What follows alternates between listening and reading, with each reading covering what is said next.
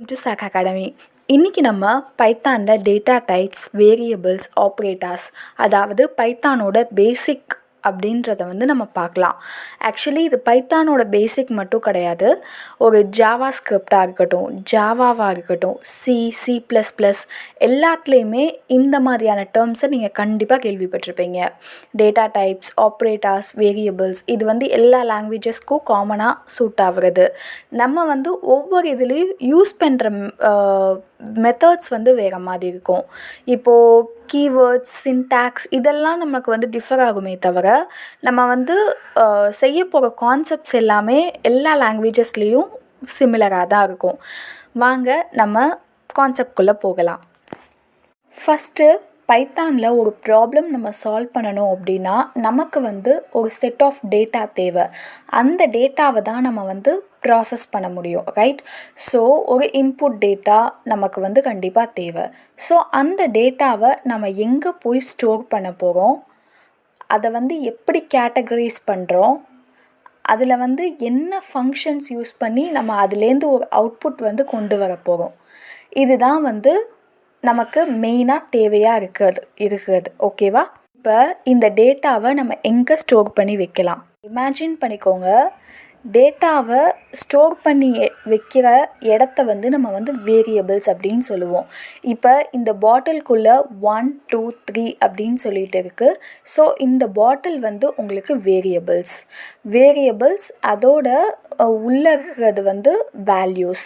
இன்னும் கிளியராக இதை நான் எக்ஸ்பிளைன் பண்ணுறேன். இப்போ நான் ஒரு 10 அப்படின்னு எனக்கு ஒரு வேல்யூ இருக்குது. ஓகே, ஸோ அந்த வேல்யூவை நான் ஒரு இடத்துல ஸ்டோர் பண்ணி வைக்கணும்.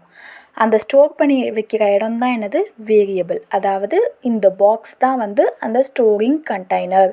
அதுக்குள்ளே இருக்கிறது என்னோட 10 அப்படின்ற வேல்யூ. அந்த காஃபி பீன் இருக்குல்ல, அது என்னோட 10 அப்படின்ற வேல்யூ. நான் நம்பர் அப்படின்றதுக்குள்ளே நம்பர் அப்படின்னு சொல்லி அந்த கண்டெய்னருக்கு பேர் வச்சுருக்கேன். ஸோ அது variable name. Okay, so variable name அப்படின்றது அதோட நேம், அந்த பாக்ஸோட நேம். இது வேரியபிள், அந்த கண்டெய்னர் அடுத்து உள்ளே இருக்கிறது வேல்யூ.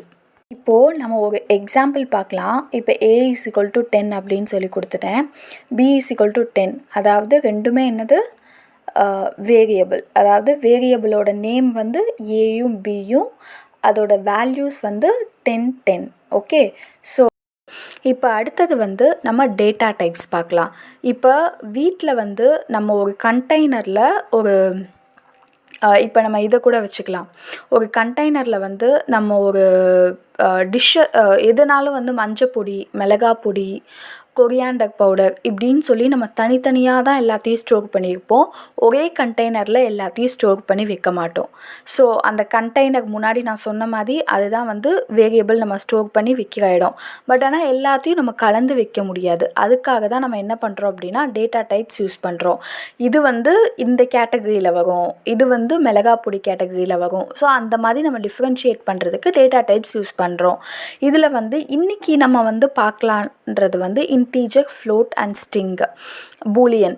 இன்டீஜர் அப்படின்றது உங்களுக்கு இன்ட், அதாவது 21 41 அந்த மாதிரி நம்பர்ஸை சேவ் பண்ணுறது. ஃப்ளோட் அப்படின்றது பாயிண்ட் 21.5 21.6 அந்த மாதிரி நம்பர்ஸை சேவ் பண்ணுறது. ஸ்ட்ரிங் அப்படின்றது அது வேர்ட்ஸ், அதாவது செட் ஆஃப் கேரக்டர்ஸ் அப்படின்னு சொல்லுவாங்க. அதை டபுள் ப்ராக்கெட் போட்டு நம்ம சேவ் பண்ணுவோம். அடுத்து Boolean. Boolean zeros and ones true or false ரேஞ்சில் வரும். ஸோ இதுதான் பேசிக்கான பைத்தானோட டேட்டா டைப்ஸ்.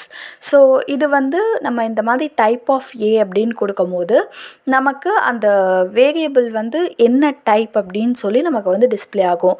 இப்போ நான் ஒரு 10 அப்படின்னு கொடுக்குறேன் அப்படின்னா அது இன்ட் அப்படின்னு டிஸ்பிளே ஆகும். ஃப்ளோட் ஏதாவது 21.5 அப்படின்ற மாதிரி ஏதாவது ஒரு வேல்யூ கொடுக்குறேன் அப்படின்னா ஃப்ளோட்டுன்னு டிஸ்பிளே ஆகும். ஒரு கேரக்டர், செட் ஆஃப் கேரக்டர்ஸ் கொடுக்குறேன் அப்படின்னா ஸ்ட்ரிங் அப்படின்னு சொல்லி டிஸ்பிளே ஆகும்.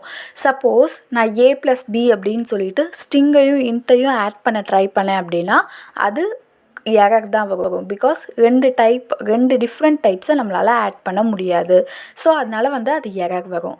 ஓகே, இப்போ நம்ம வந்து வேரியபிள்ஸ் க்ரியேட் பண்ணிட்டோம். அதை வந்து என்னென்ன டேட்டா டைப்ஸ் அப்படின்றது வந்து நம்ம வந்து பார்த்துட்டோம்.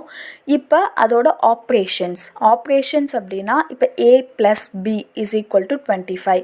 அப்போ ஈக்குவல் டு ப்ளஸ் அப்படின்றது வந்து ஆப்ரேட்டாஸ் அப்படின்னு சொல்லுவாங்க. அரித்மெட்டிக் ஆப்ரேட்டாஸ் அப்படின்றது வந்து உங்களுக்கு addition, subtraction, multiplication, division. So இப்போ நான் x + y அப்படின்னா 10 + 5 = 15. ஸோ இதெல்லாம் வந்து உங்களுக்கு அரித்மெட்டிக் ஆப்ரேட்டர்ஸ். கம்பேரிசன் ஆப்ரேட்டர்ஸ் அப்படின்றது வந்து உங்களுக்கு 2 வேரியபிளை கம்பேர் பண்ணிவிட்டு இப்போ x = y false, x not equal to y true. So அந்த மாதிரி நம்ம கம்பேர் பண்ணி ரிசல்ட் வந்து சொல்கிறது.